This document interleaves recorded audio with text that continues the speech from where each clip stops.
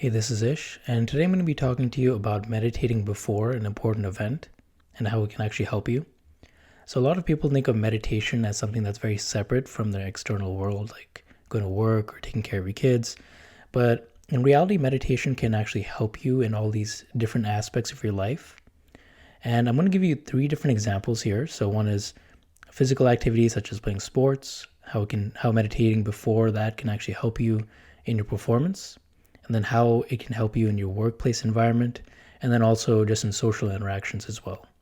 So starting off in terms of like physical activities, meditation can help a lot because it really clears your mind. But in addition to that, when you meditate properly, you go into what is called a flow state.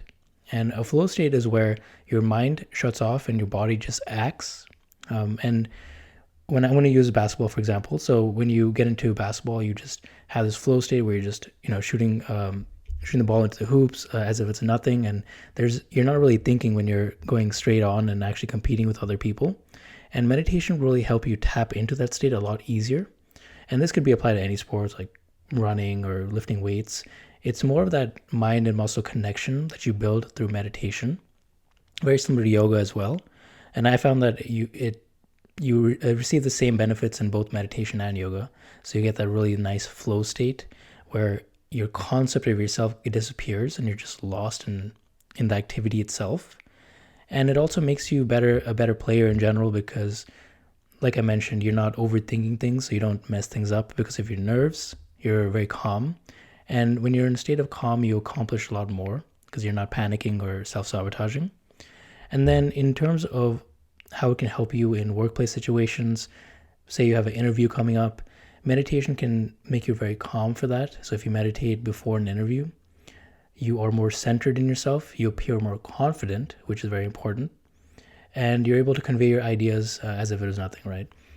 And you don't have that self-conscious part of you that usually likes to chime in. So you have what is called your monkey mind or your chatter mind, which spews in a lot of different things, right?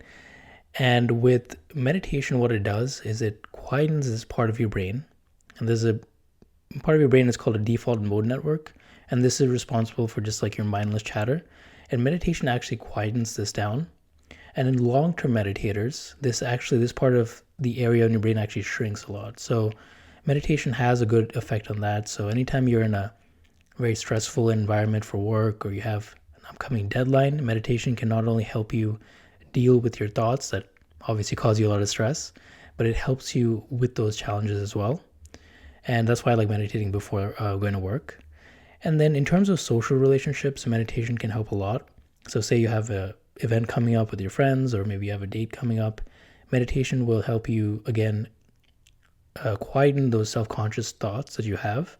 It'll allow you to be in the moment where you're connecting with other people. And what I've also noticed through doing long periods of meditation, a lot of people think that it's very isolating, but it's actually the opposite because you have this nice feeling of bliss, and you're able to connect with people on a different level through meditation.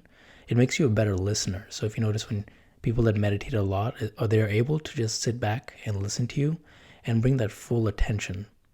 And you'll realize the power of presence once you actually meditate or you hang out with people that meditate, because you'll notice that the quality of their attention is a lot different.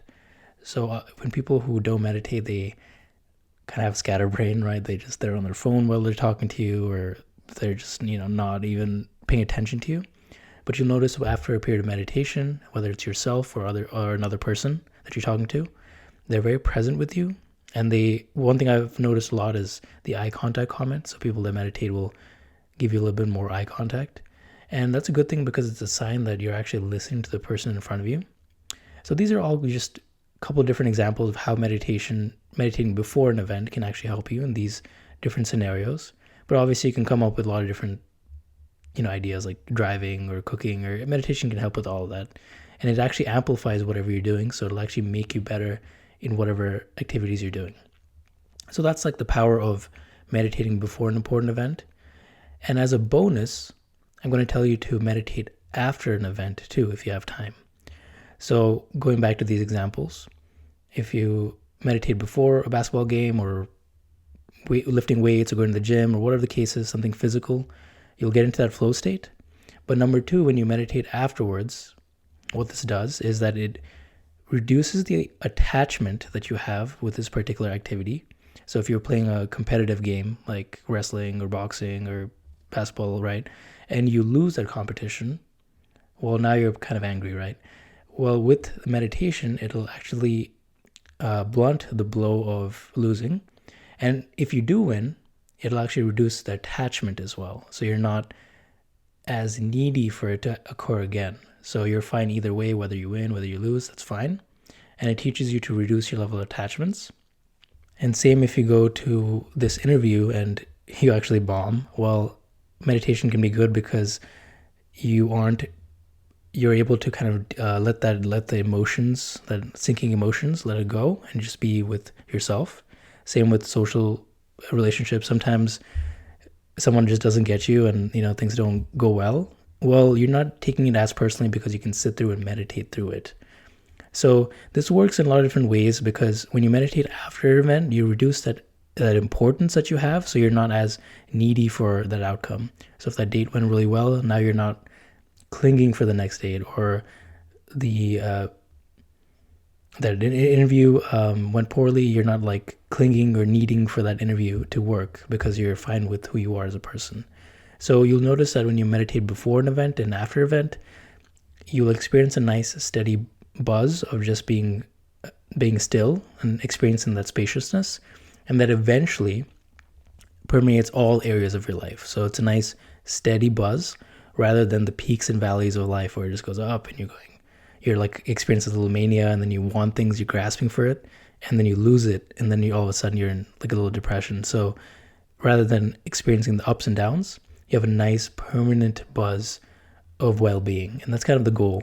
So when you do this is actually like a reflection of life in a sense, because now you're training yourself to be cool with the good sides of life, of your upcoming event, and also the potential downsides, and just being fine with both. And eventually, after doing this practice, you'll experience just an overall buzz, like I mentioned. So I hope this helps and you take this into consideration. Thanks.